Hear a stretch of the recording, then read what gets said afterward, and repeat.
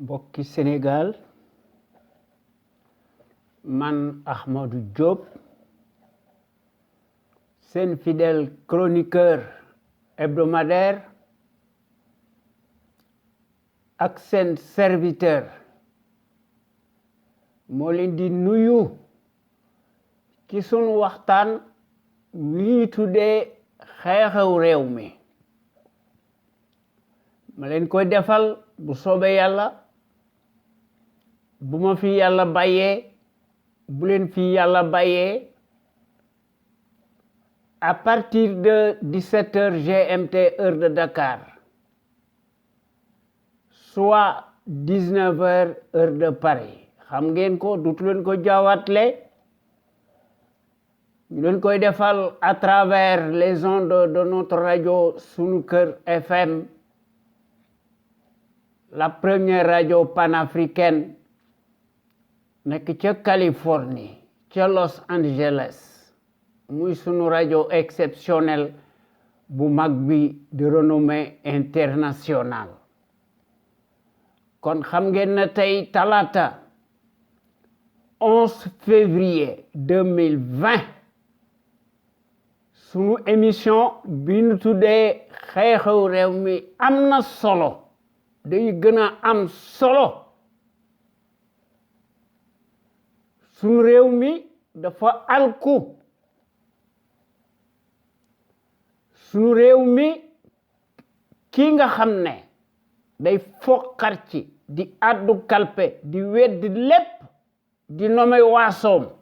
di leen jox lakku rëy di gën a laate di faralaate te naan maa tey lu mu wax génn ci mu indi ces justiciers aux ordres yoo xam ne dañoo féete boor nekkuñu justice impartiale c'est une justice partiale et parcellaire qui s'écarte dangereusement de son chemin noonu la ñu mën a mel évidemment ay joué lañu yoo xam ne dañoo nekk aux attaches du malfaiteur muy kii nga xam ne muy l'autocrate le kleptocrate bokk na ci les médiocres de référence ñooy def l'histoire à la place des bons minoritaires loolu moo xew ci Afrique loolu moo tax nu tardé li ko waral lenn la lu jiwoo jeexut jógu fa creux yi moo fi nekk Macky Sall c'est l'homme des pantalonnades ay décret présidentialiste lëndëm kurus inflationniste mu tudde ko ci coobarey boppam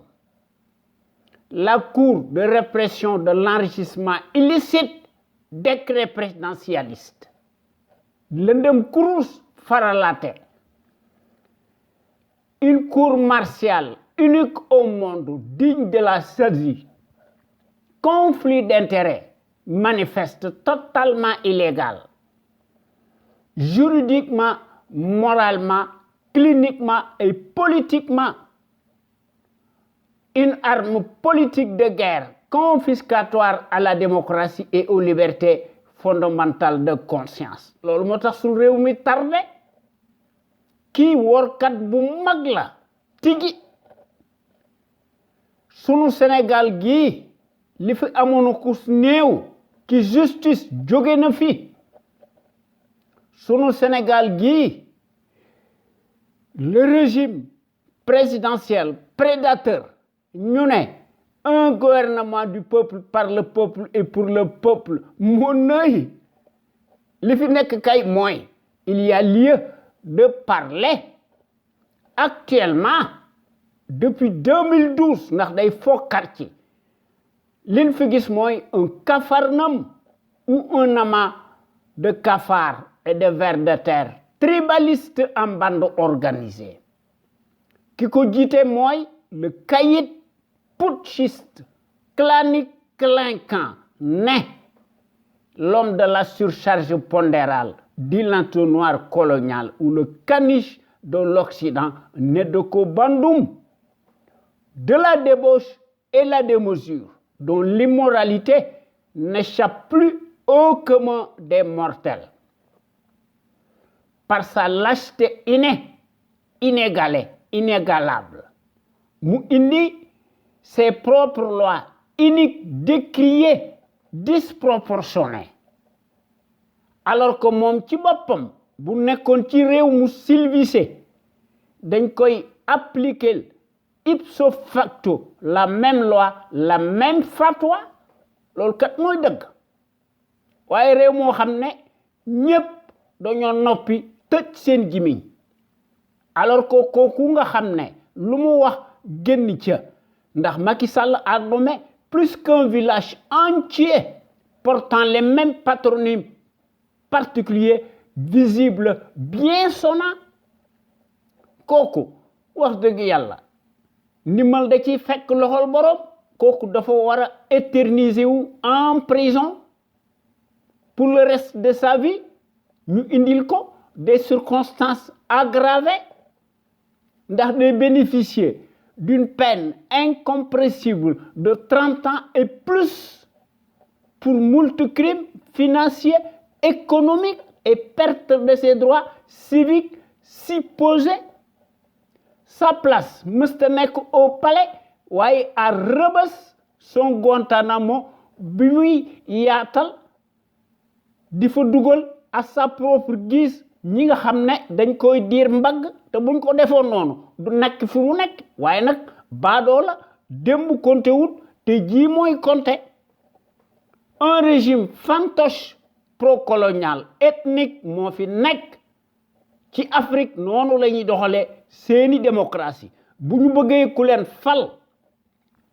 dañuy yore làmmiñ wu rëy di gën a laate di fal seeni waaso waaye nag li tubaab bi bëgg ci la ñu nekk ñoom ñépp ñoo koy def ak ñi nga xam ne dañoo bëgg a nekk ay président ci Afrique loolu moo fi nekk moo tax Afrique tardé waaye nag yéen waa Sénégal ak sénégalais ak sénégalaises yi nekk ca biir réew ma ak sénégalais ak sénégalaises yi nekk ci bitim réew ñu leen di tuddee les Sénégalais de l'extérieur maanaam les expatriés maa ngi leen di nuyooti di leen sant ak di leen gërëm te di leen sargal ci déglu bi ngeen nuy déglu bàyyi seen yitte yépp kon gàcce ngalama yéen waa Sénégal amu leen morom ñoo ngi joxati njukkal aussi les meilleurs sentinelles ci Sénégal nga xam ne gor yi buñ dee def seen waxtaan te nu bokk ci ñu koy def altine ak alxames à partir de 16h GMT heure du Sénégal gor yi duñu tàyyi ci loolu la ñu nekk toute la semaine sans répit chaque jour que Dieu fait ci loolu la ñu nekk dañuy def des rediffusions des audios trop audibles ndax gor yi dañoo gis ne mbir mi dafa nekk une question de fibre patriotique et de pédagogie ndax gor yi dañuy leeral la lanterne des Sénégalais sur les mystifications du label menteur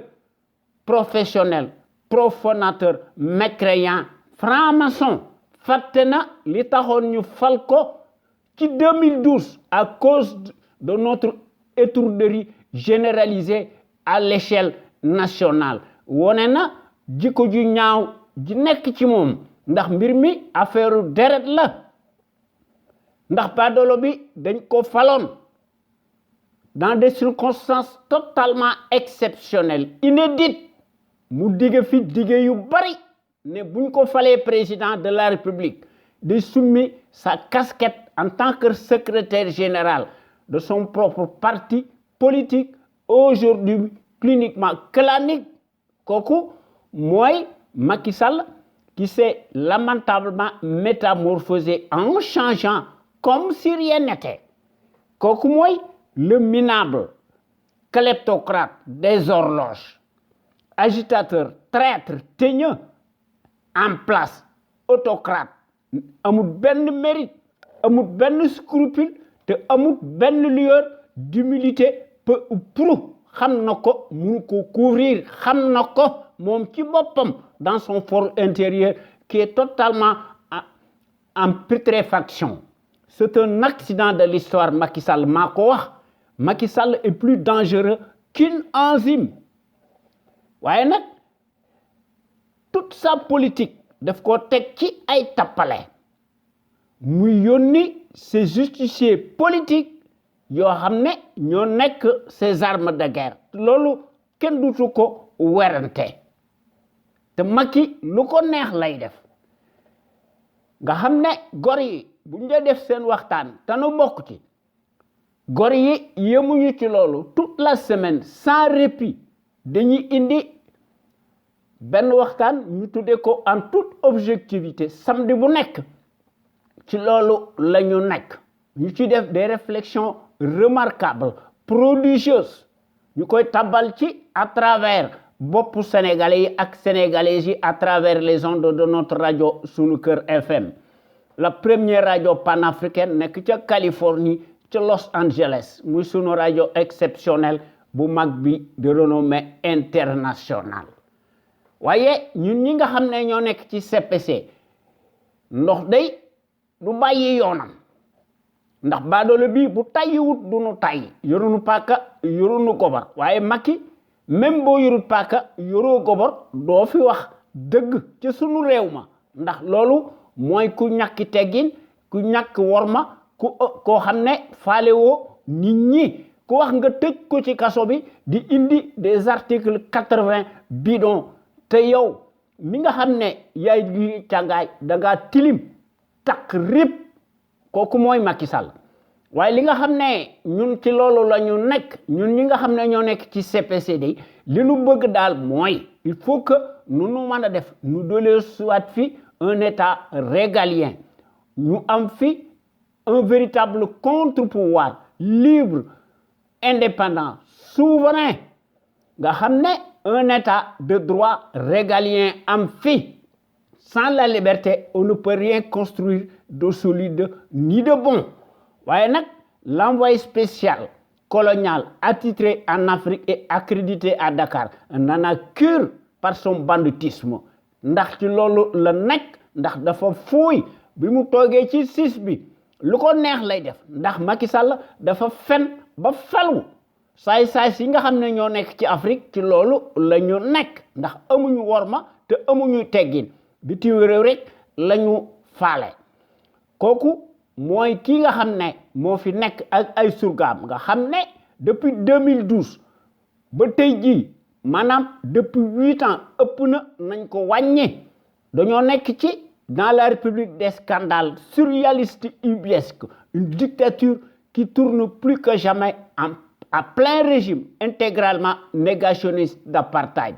s'accommode en permanence nga xam ne Macky bés bu yàlla sakk day allumer des contre-feux yaakaar ne mën naa làq ses parjures cataclysmiques waaye ñun ñi nga xam ne ñoo nekk ci CPC loolu bokkut ak suñu gis-gis de la démocratie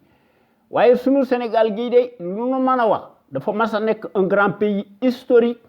au point de vue du savoir pluriel et de la morale éternelle en puissance waaye la Serbie bii nga xam ne moo fi nekk la jël ñu witt muy wax ne Sénégal émergent te loolu ay wax la gëmu ci dara ndax Macky nie les faits matériellement accablants prouvés ndax day occulter la dépendance dynamique coloniale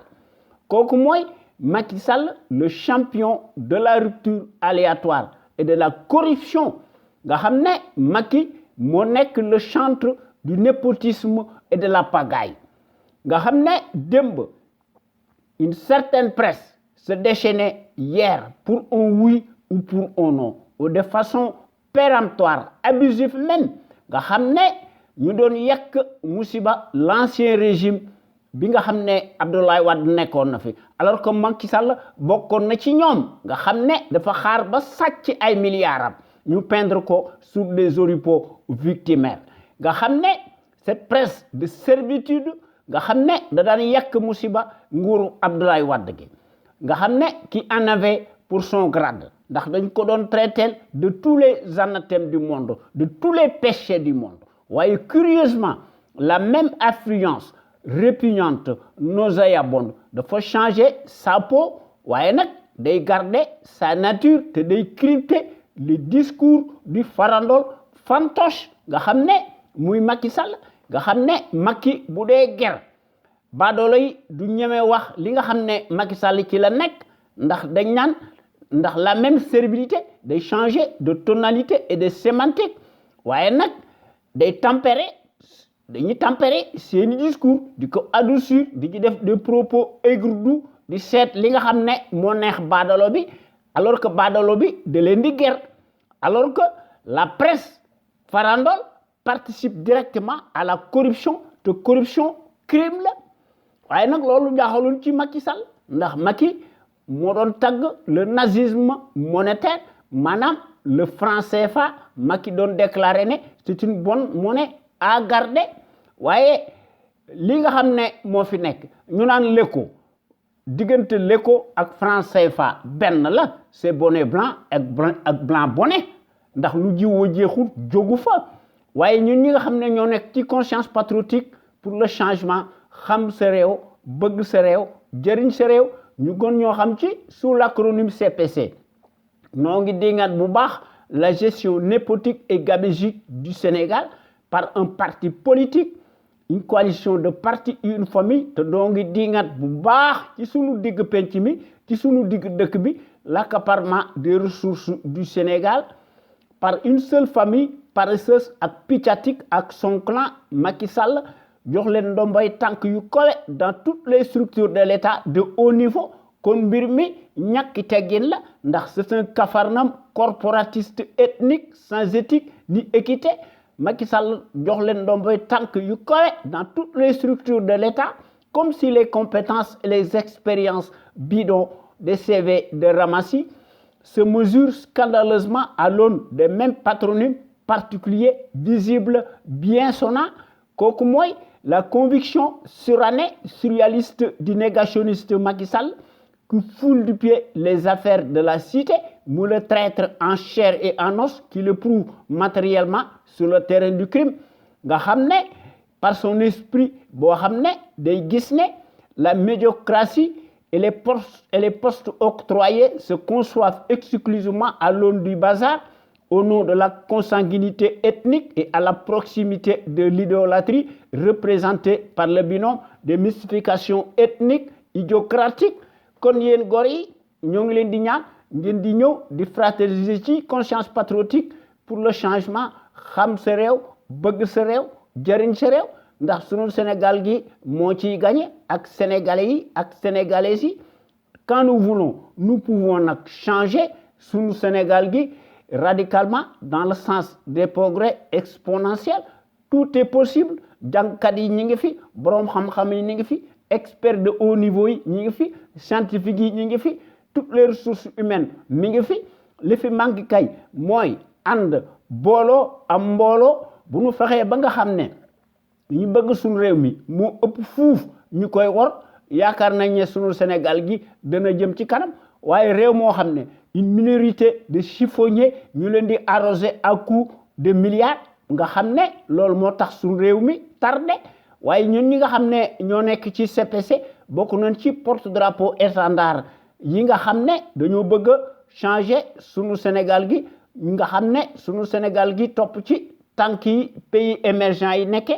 ndax ñëpp xam nañ ne su fi notre rajo sunu kër nekkutoon àdduna tukki ndax képp koo xam ne yëkkati nga sa kàddu nga teg ko ci dëgg wone ko bu baax ci digg penc mi ci sunu digg penc mi ci sunu digg dëkk bi son auteur de wax dëgg yàlla dans les minutes qui suivent nga xam ne le tyran day yónni ay surgaam ñu cueillir ko manu militari ñu defal ko un mandat de dépôt presto illico waaye nag les fonctionnaires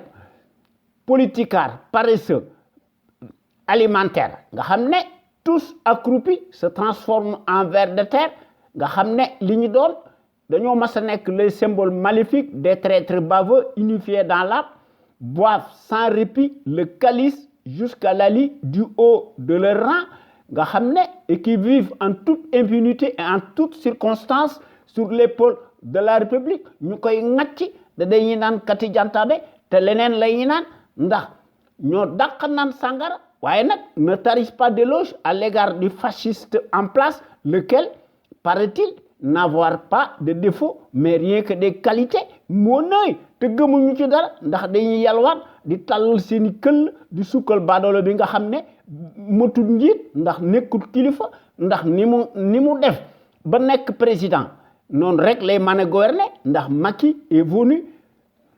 à cause de ces milliards nga xam ne et par infraction kooku jikkoom ci lay mas a nekk ndax ñam naa ko bàyyi naa ko du ko def waaye nag day jël ses propres intérêts mal placés mu lié ko à ceux de ses maîtres blancs ñi nga xam ne suprémacistes ñi nga xam ne ñoo ko soutenir dans le secret des dieux et de façon souterraine ñu koy def nag au nom de la soi-disant géopolitique internationale gole di bay la baabu du dunde waaye li nga xam ne moo ci nekk un fonctionnaire si riche daal n'est jamais synonyme de patriotisme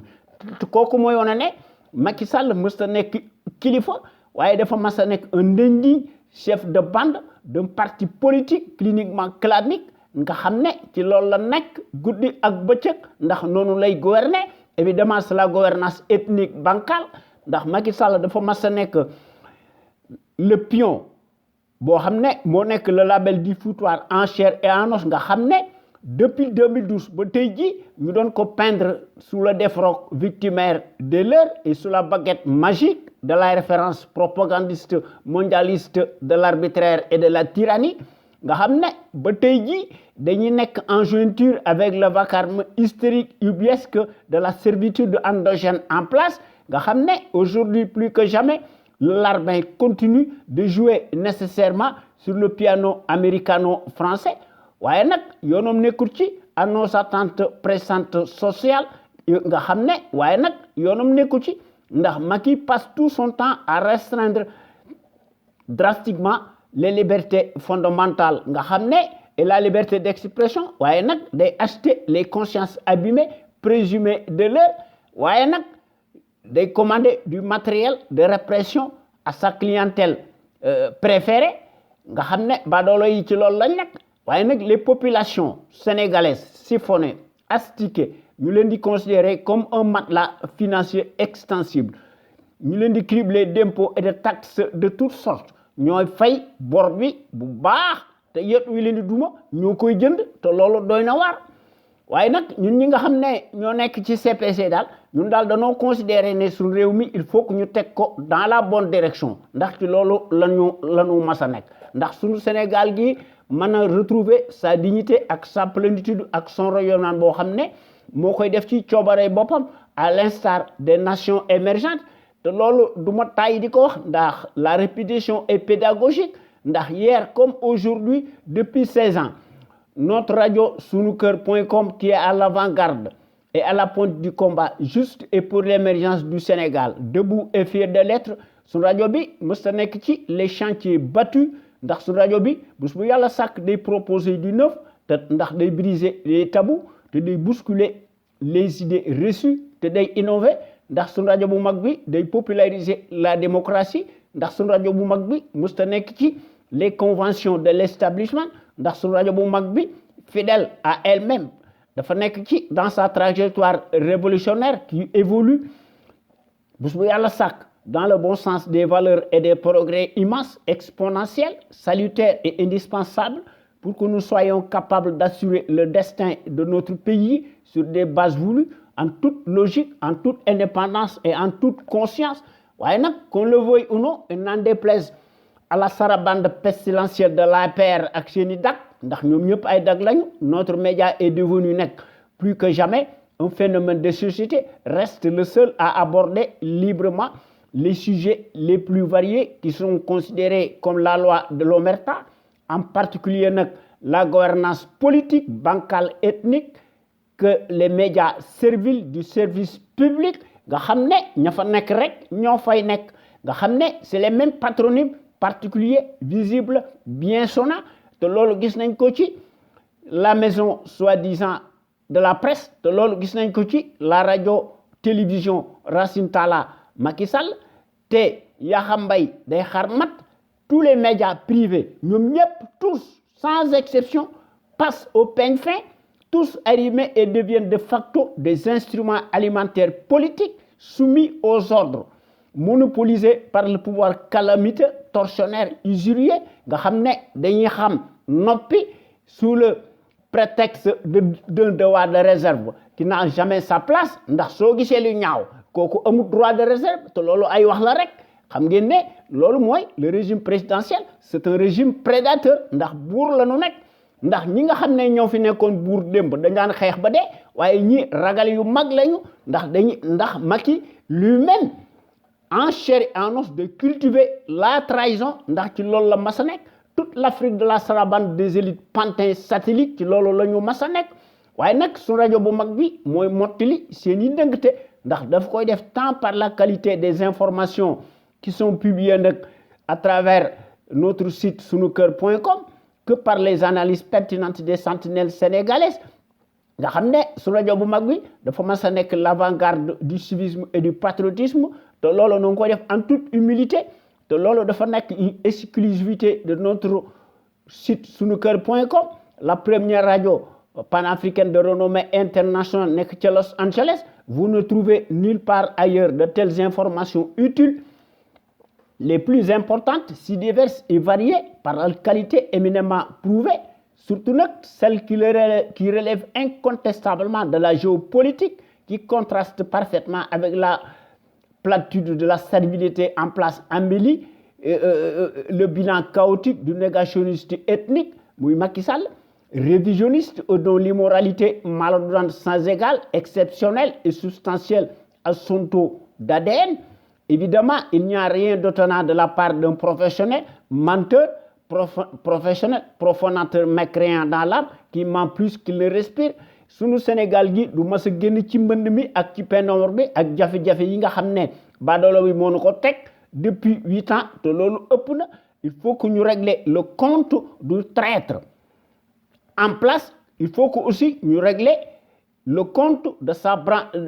bande de fripouilles alignés nga xam ne ñoom ñëpp dañoo funki kenn xàmmeetu leen waaye nag suñu rajo bi un panel d'intellectuels d'hommes et de femmes ñoom ñëpp dañoo mas a nekk de gros calibre doués et en matière grise s'expriment en toute logique en toute connaissance de cause et en toute conscience ndax dañuy démontrer magistralement seeni capacité intellectuelle ndax ñoom ñëpp dañoo mas a nekk des têtes bien pleines ndax dañuy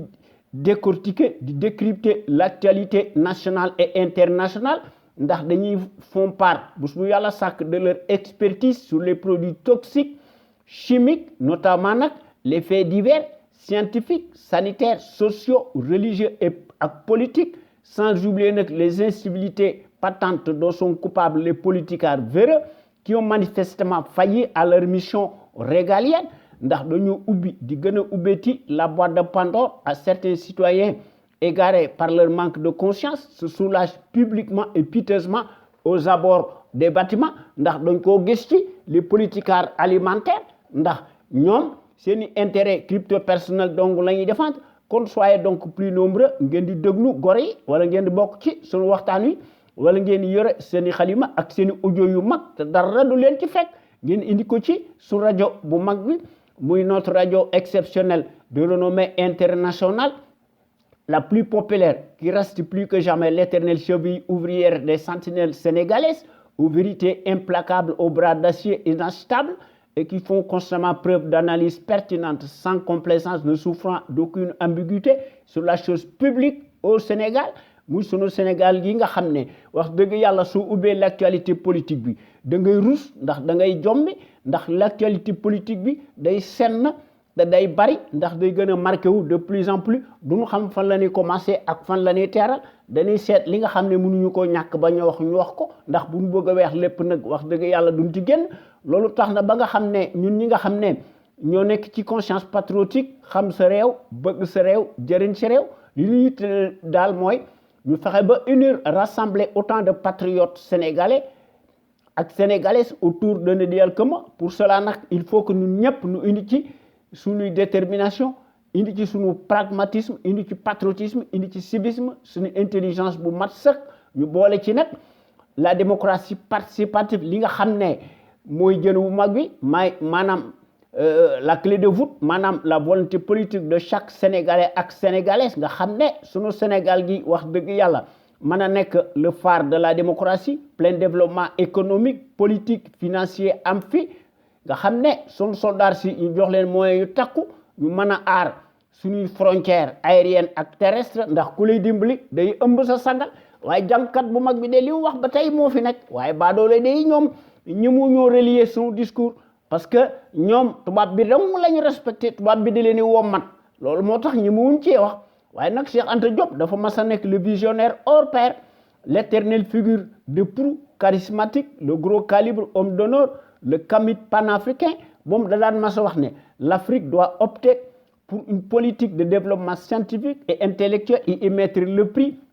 Sa vulnérabilité excessive des 5 derniers siècles est la conséquence d'une déficience technique. Le développement intellectuel est le moyen le plus sûr de faire cesser le chantage, les brimades, les humiliations. L'Afrique peut redevenir un centre d'initiative et de décision scientifique au lieu de croire qu'elle est condamnée à rester l'appendice, le champ d'expansion économique des pays développés. waaye baadoolo yi de loolu ñëmuñ ci wax ndax ñoom amuñu teggin te amuñu fit loolu tax na ba nga xam ne daal ñun suñ combat légitime bi duñ ko bàyyi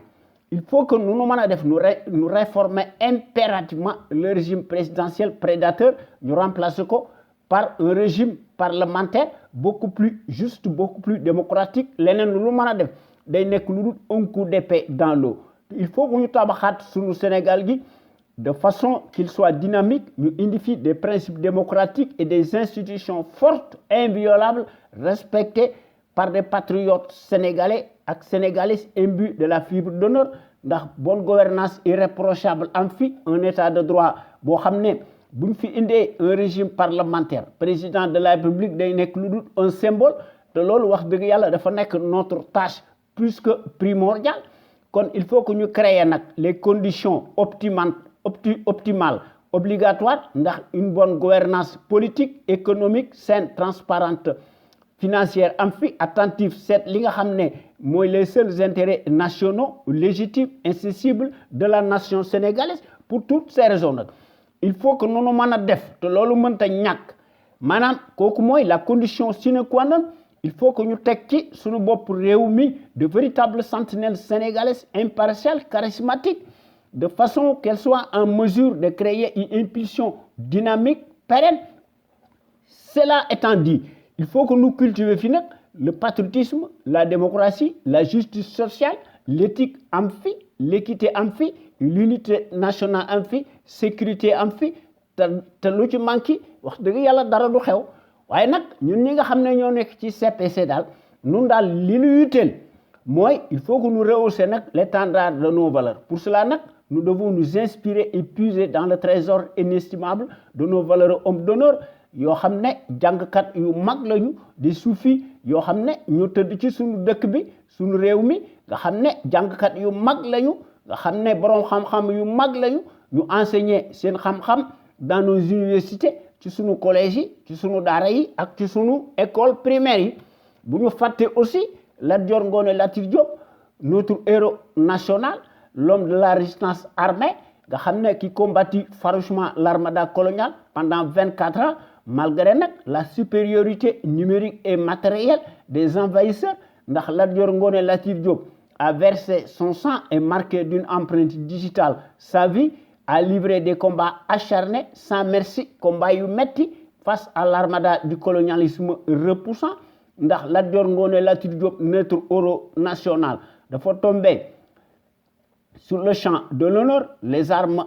à la main à la bataille de Diekhele le jeudi 27 octobre 1886 nga xam ne avec 2 de ses enfants majeurs Thiendella Niabass ak Sakhewere Niabass ak beaucoup de ses guerriers nag ils laissèrent leur vie muy ci dernière bataille boobu nga xam ne moo xawoon ci Diekhele yal na leen yàlla xare àjjana waaye li nga xam ne moo ci nekk dans l'histoire du Sénégal daal n'importe qui daal ne pouvait pas prétendre le titre de Damel ndax ci jamono jooju daal pour nga nekk damel il fallait avoir l'esprit du sacrifice nga am jom am fit et la capacité de résistance te da nga war a subir des épreuves d'endurance redoutables te da nga war a combattre en même temps sur le terrain des hostilités waaye tey jii dans les temps modernes maanaam ci Sénégal gi nga xam ne kenn xàmmeetu ko nos soi-disant présidentialistes de la République tous presque des multimilliardaires farandole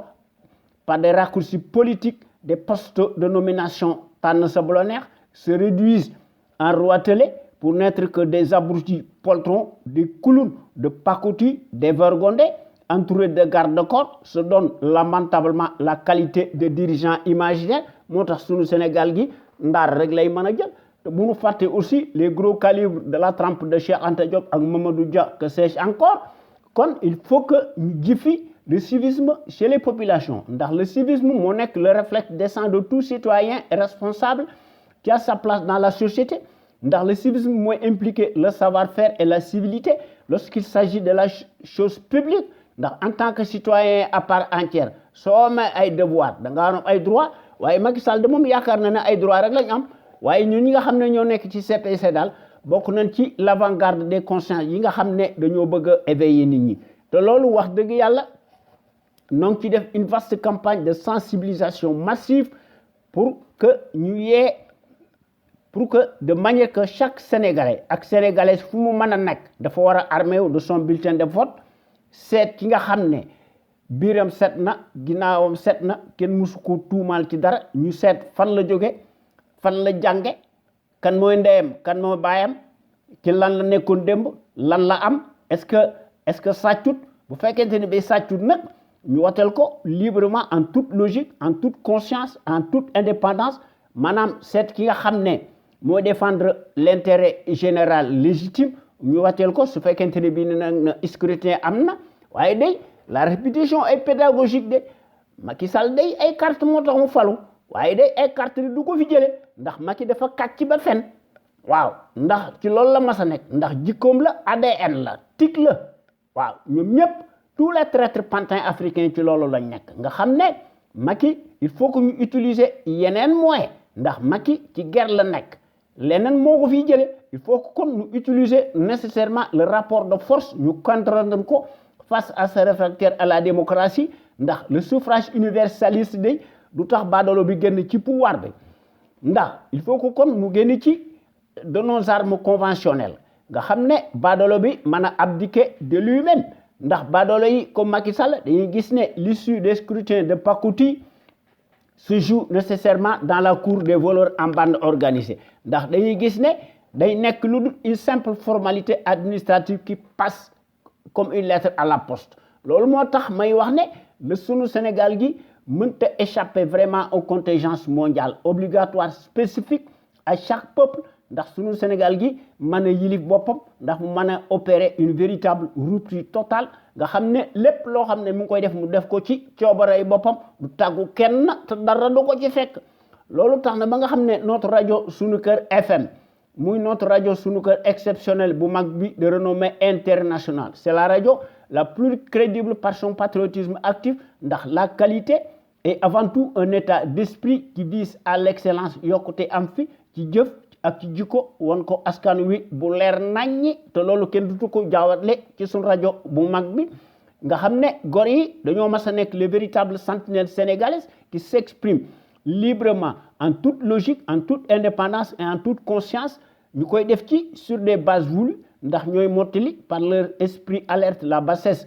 et la médiocrité d'une certaine classe politicarde plutocrate multimilliardaire des raccourcis politiques ndax les sentinelles sénégalaises qui s'expriment librement à travers les ondes de notre radio sunuker.com ñoom ñëpp dañoo am une logique patriotique nationaliste bien placée qu'elle distille dans les consciences sénégalaises pour que sunu Sénégal gi aille de l'avant nga xam ne sunu Sénégal gi topp ci sur la trajectoire des grandes nations émergentes nga xam ne ku leen tooñ ñu dugale ko yow ba mu saf-saf loolu moo tax sunu rajo bu mag bi quant à elle historiquement et présentement elle est la référence exemplaire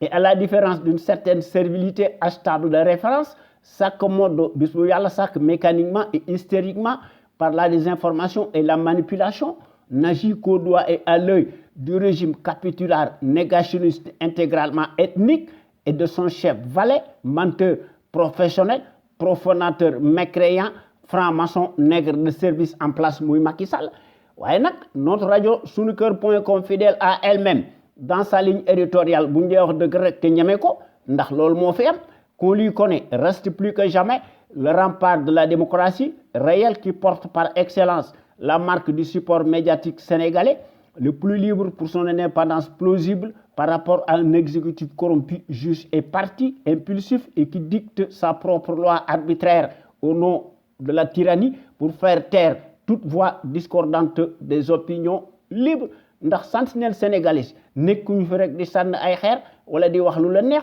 ndax chaque jour que Dieu fait ñoom dañoo yore seeni xalima car nga xam ne li ñuy proposé mooy des solutions concrètes pérennes tangibles idoines ndax ñu mën fee créer nag un véritable Sénégal émergent totalement opposé à celui des menteries inflationnistes fascistes ndax sentinelle sénégalais yi dañoo mas a nekk à l'endroit amuñu benn complexe lu néew ko bari ndax ñoom ñëpp li ñu xalaat dañ koy wax bu leer naññ ci suñu digg penc mi ci suñu digg dëkk bi ñoom ñëpp dañoo am un savoir-faire un savoir-être un savoir productif actif yoo xam ne wax dëgg yàlla kenn mënu ko weddi kon nag tey nañu wax ci suñu thème tey bi ndax daanaka mas nañ ko cof la répétition est pédagogique ndax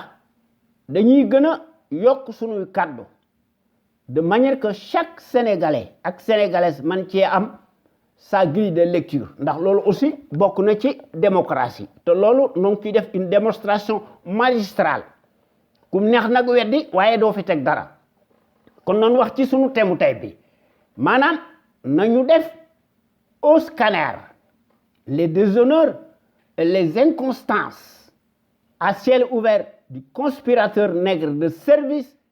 et de ces juges aux ordres loolu kat moo fi nekk ndax ñoom dañoo bew te Macky Sall ci loolu la nekk ndax Macky du wàññi gaalaa jam ñu jam ko waaye nag malheureusement depuis le triste regrettable historique du 25 mars 2012 à nos jours ndax day addu kalpe di foqat ci lépp Macky gagne à tous les coups ndax Macky écrit d'avance le scénario du film mooy gagné ci ma tey waaw loolu kat moo fi nekk moo tax suñu réew mi alku kon suñu Sénégal gi va droit au mur tant les incohérences et les contradictions massives du régime capitulaire fantoche ethnique liberticide nga xam ne day atteindre un seuil d'intolérance inacceptable au point que plus personne n'ignore les incertitudes yoo xam ne day plomber l'avenir et le développement muy sunu réew mi maanaam le pays de la Teranga nga xam ne ñun ñëpp noo ko bëgg sopp ko waaye ce régime anxiogène criminogène est plus que jamais abonné au procès préjugé judiciaire porte incontestablement bu su yàlla sax des soubassements politiques nga xam ne tout opposant réel ou supposé et suspect nga xam ne d'avance s'il n'est pas arrêté au mépris de la conscience nga xam ne Macky bafoue les règles les plus élémentaires de la démocratie. Il s'en fout et n'en a cure et tient mordicus à garder le pouvoir par des mécanismes confiscatoires à la démocratie et aux libertés fondamentales. Les faits têtus, matériellement prouvés, parlent d'eux-mêmes. Loolu kat moo fi nekk inventé wuñu dara li nga xam ne moo fi nekk sous le magistère précédent nga xam ne qui en avait pour son grade puisque la société civile et les droits de l'homme et les citoyens dañ daan manifester rigoureusement spontanément librement dans la rue ni retenue aucune et même la presse farandol nga xam ne dañoo xiifoon se déchaîner hier nga xam ne en mettait une couche épaisse supplémentaire en exagérant davantage parce que dañoo xiif ndax ay dëmb lañu ñoom ñëpp léegi nag dañoo funki kenn xàmmeetu leen dañuy tagg baadolo bi ak nga xam ne ci loolu la ñu nekk ndax seeni intérêt crypto personnel donc la ñuy défendre waaye aujourd'hui cette même provision change son fusil d'épaule se tue comme une carpe et se dégonfle nga xam ne nga xam ne dañ fa nekk di tresser les éloges complaisants du nègre de service pour son déshonneur muy Macky Sall le flibustier nga xam ne Macky day yónni sa soldatesque Waffen SS de service cueille à tout vent n'importe qui et à n'importe quelle heure de la nuit ou de la journée ndax ci loolu lañ nekk ndax Macky li mu bëgg yéen maanaam da ngaa xam waaye da ngay noppi te loolu dafay gis ne dafay nekk la loi de l'omerta ndax day gis ci xam-xamam bu gàtt ndax amul xam-xam day gis ne c'est une norme établie waaye place maintenant à l'inquisition aux rafles permanentes massives à couper le souffle pour interdire tout à la moindre incartade ndax la liberté d'expression et de la presse deviennent nécessairement source de délit sous le règne d'un kleptocrate ci loolu la nekk muy le pro-colonial le nègre de service de référence nga xam ne ci loolu la nekk tout journaliste professionnel nga xam ne dañ lay laaj nga révéler tes sources et au mépris de la loi plus personne n'est à l'abri de rien Macky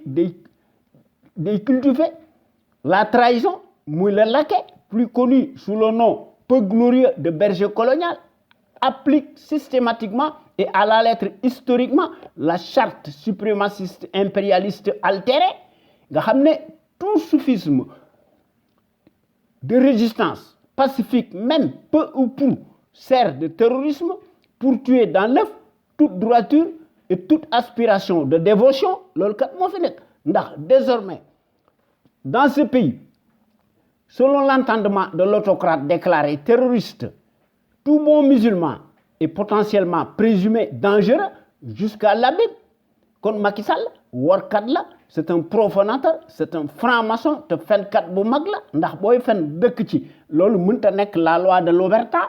muy le changeant tribaliste inverse les rôles par sa brutalité absconse offense en permanence tout le peuple qu'il considère comme ses sujets corveillables taillables et à merci kooku mooy le propre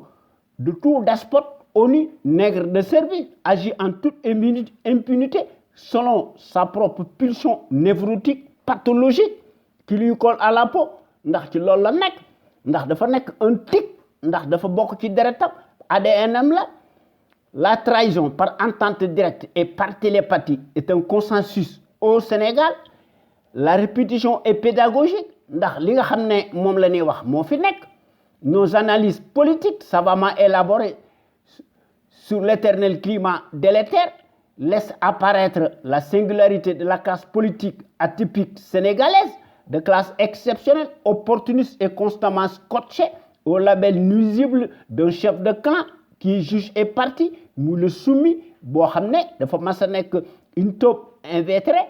Macky joue nécessairement sans répit sur le piano impérialiste international ndax ci loolu la nekk ndax Macky day commander du matériel de répression nga xam ne kenn du ko war a wax dara loolu moo tax muy def li ko neex c'est un voyou les prétendus députés sous la bannière Benno Bokk Yaakaar wor suñu réew mi baptisé les représentants du peuple par le peuple et pour le peuple moo nooy wala le Capharnaüm boo xam ne n'obéit qu'au doigt et à l'œil d'un chef de l'exécutif Abdou Kalpé qui réduit tout à lui et à la fois et le secrétaire général de son propre parti politique nga xam ne clanique imprime par devers sa marque de fabrique nga xam ne lim jublu mu mën a am sa prééminence et sa prégnance insoutenable nga xam ne Macky abuse dangereusement de son statut d'immunité supposée et source d'impunité offense en permanence tout le peuple qui l'avait élu en 2012 nga xam ne lequel peuple majoritairement par son ignorance sur la chose publique méconnaît totalement les mécanismes d'échange politique. Voilà donc les visages hideux de nos soi-disant pantouflards honorables députés mu nooy nga xam ne ils n'agissent que sous l'autel de la rengaine et de l'égoïsme ñu koy def ci seeni propre intérêt ridiculement crypto personnel mal placé ndax ci loolu la nekk waaye nag sunu Sénégal gii de lu nu mën a wax fait partie nag des pays où les inégalités sociales criardes s'aggravent de plus en plus telle une peau de chagrin nga xam ne par le manque d'institutions d'intuition politique d'une certaine élite larbinisée satellite, pantin et transmuée à la tartufferie nauséabonde, laquelle démontre son incurie manifeste face au chômage endémique et auquel s'y ajoutent à l'infini les plans structurels de la Banque mondiale et du FMI. En vérité, la symbolique maçonnique, traîtresse jusqu'à l'os, par sa platitude maléfique, freine, plombe l'émergence du Sénégal, son avenir retarde durablement les mécanismes de son développement. Or, le kleptocrate et ses trahisons multiples, dont il est l'unique coupable devant l'histoire, veut à tout prix nous vendre un Sénégal émergent, nga xam ne nekkul lu dul quantité de mensonges et d'illusions d'optique. Loolu moo fi nekk leneen nekku ci. Waaye comme le fut en son temps la mission civilisatrice ou salvatrice de l'heure nga xam ne moo doon séviru démb nga xam ne da doon servir de prétexte à la colonisation, waaye li nga xam ne moo fi nekk lu jiwu jeexu lu jógu fi ndax les mêmes causes nocives reproduisent nécessairement les mêmes effets. Et pour cause, autrement dit, pour dominer le monde, le serpent change sa peau mais garde sa nature. Et la thématique terroriste ou le prolongement soft du colonialisme rapporte plus et davantage. Les commandes automatiques du matériel de guerre sont de rigueur et servent de référence et de bluff. Qui peut donc ignorer que le négationniste maître des reniements et des renoncements et sa bande de vendus incorrigibles de canailles sont plus coupables que ceux qui sont réduits au silence dans les goulags du premier voleur, plus riche que les présidents de la République des nations développées. On ne le dira jamais assez. Nous sommes tombés aussi bas que sous le magistère calamiteux de nègres de service estampillés. Le nègre référent Benioui, sur les plis de la France-Afrique, qui mélange sciemment et la gestion des affaires de la cité, l'État et sa propre personne, imbu qu'il s'est fait de lui-même, le pouvoir grise, en vérité, nous n'avons pas un leadership, mais un conspirateur qui agit de concert avec ses valets traîtres de service bien confrères, non que des insultes, passe droit la ñam, tous soumis, procèdent à ciel ouvert et à tout vent, tout azimut, confisquent durablement aussi longtemps que nécessaire la démocratie et les libertés fondamentales de conscience. Yo xamné dañ ko relégué au second plan. Rien n'est fait depuis 2012 ba tay ji le vassal de l'Occident foule du pied, n'en a cure de la transparence et la gestion des affaires de la cité et continue de tuer par devers la liberté d'expression, interdit tout et n'importe quoi pour n'importe quel motif bidon, puis encore emprisonne qui il veut, comme il veut et à tour de bras sous le prétexte fallacieux d'atteinte à la sécurité de l'État, de troubles à l'ordre public ou de déstabilisation, alors que c'est Macky qui trouble l'ordre public et qui sème la terre, sévit par ses justiciers aux ordres interposés, dont Samba Sall, le tribaliste juge et parti, où le culte de la personnalité entretient sciemment la rareté de sa photo sur Internet, eut la brutalité et l'indécence de déchirer ouvertement et à la place publique la double plainte de Ousmane Sonko, et l'arrogance et le manque de courtoisie ne sont pas anodins dans la malgouvernance du régime capitulaire, intégralement ethnique, des corrompus et son écosystème d'apartheid en bande organisée, loin s'en faut. Pour rappel, et sur l'affaire Karim Wade, un procureur avait dérapé pour avoir refusé la main de l'ex-ministre d'État des infrastructures du ciel et de la terre, entière, a été arbitrairement exilé au Qatar et par la seule volonté d'un lâche qui use sans discernement sur les moyens de l'État. Waye rebolote nga xamné au mois béni en 2013 le même magistrat présumé de faire récidiver ndax donon interdire aux fidèles de prononcer le nom du fils de son père. Waye li nga xamné mo ci nek si d'aventure Si nous étions dans un État régalien qui tourne à plein régime, celui qui est nommé le doyen des soi-disant juges serait lourdement, non seulement sanctionné par rapport à la gravité des faits délictueux indiscutables, ouais, il serait rayé définitivement de la liste des magistrats pour le reste de sa vie, et ce, pour blasphème à la justice et au peuple qu'il méprise en toute impunité. Mu le juge Samba Sall nga xam ne le tribaliste, ses actuaires de service dañuy trier au volet les coupables présumés désignés d'avance qui en ont nécessairement pour leur grade. Et ce n'est pas Khalifa Sall qui va me démentir, qui a bien perdu son mandat de député-maire de la capitale sénégalaise malgré le brouhaha de la CEDEAO. waaye li nga xam ne moo ci nekk depuis 2012 une quantité industrielle d'opposants ont tous payé un lourd tribut, dont Marius Sagna, dont Guy Marius Sagna, le digne résistant patriote et militant des droits de l'homme, y compris des journalistes dans l'exercice de leurs fonctions. Ouais, bizarrement, dans la République des caïds multirécidivistes, les délinquants notoires se promènent allègrement et librement et circulent en toute impunité. Nga xam ne dont Aliou Sall, le mongolien, dit le crocodile plastique inimitable de classe exceptionnelle, digère sa proie dans les eaux troubles de la paire, estampillé le cheval marron ou l'animal sympathique ou le symbole de la mythologie franc-maçonnique, loolu moo fi nekk nga xam ne ces cas avérés ne sont que la face émergée de l'iceberg des dérives exponentielles et des trahisons infinies, ne se comptent plus dans les labels d'un bazar enjolivé. Et puisque ce n'est pas tout, la liste éplétique, incomplète, abracadabrantesque des mafieux cartélisés se rallonge et se corse de plus en plus. Ouais, dañuy donner des vertiges et la chair de poule, loolu moo fi nekk leneen nekku ci. Dans un article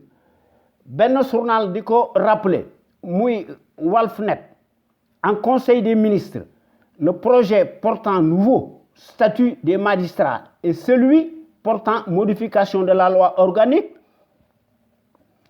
sur la Cour suprême, presse boobu dafa titré woon ne magistrature bi maanaam Macky Sall rallonge l'âge de retraite de Mamadou Badio Camara.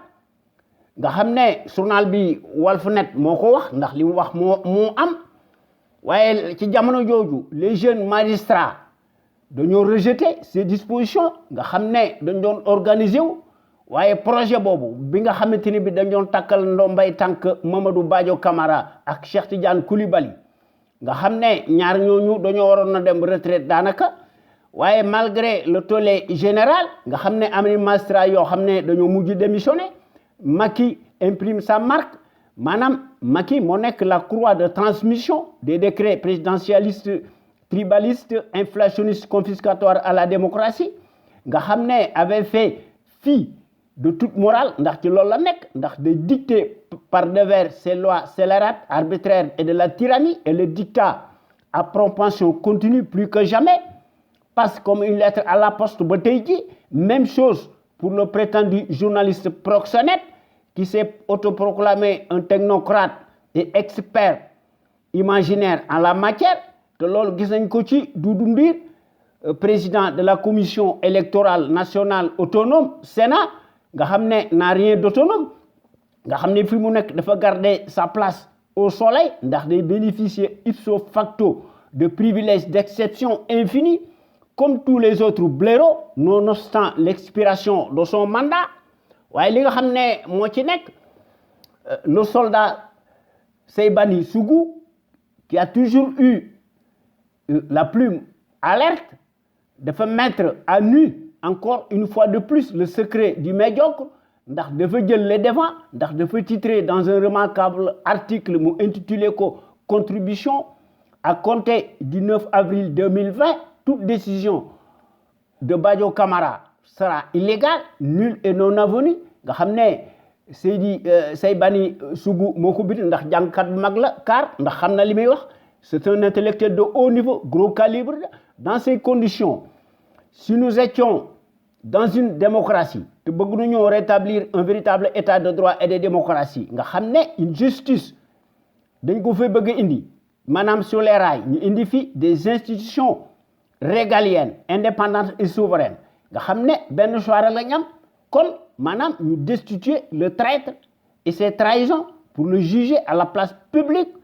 nga xam ne day fouler bés bu yàlla sàkk les droits de l'homme ndax escroquerie lay def banditisme lay def favoritisme lay def népotisme lay def corruption active et détournement de fonds publics enrichissement personnel illicite complicité entre autres entrave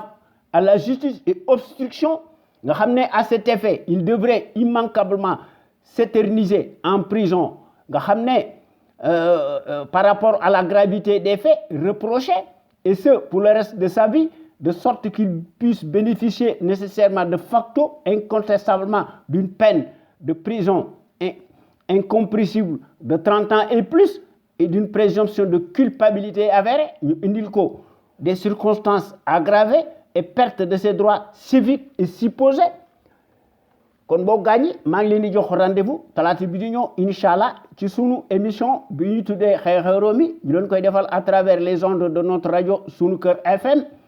la première rajo panafricaine nekk ca Californie muy sunu rajo bu mag bi de renommée internationale jërëjëf et merci.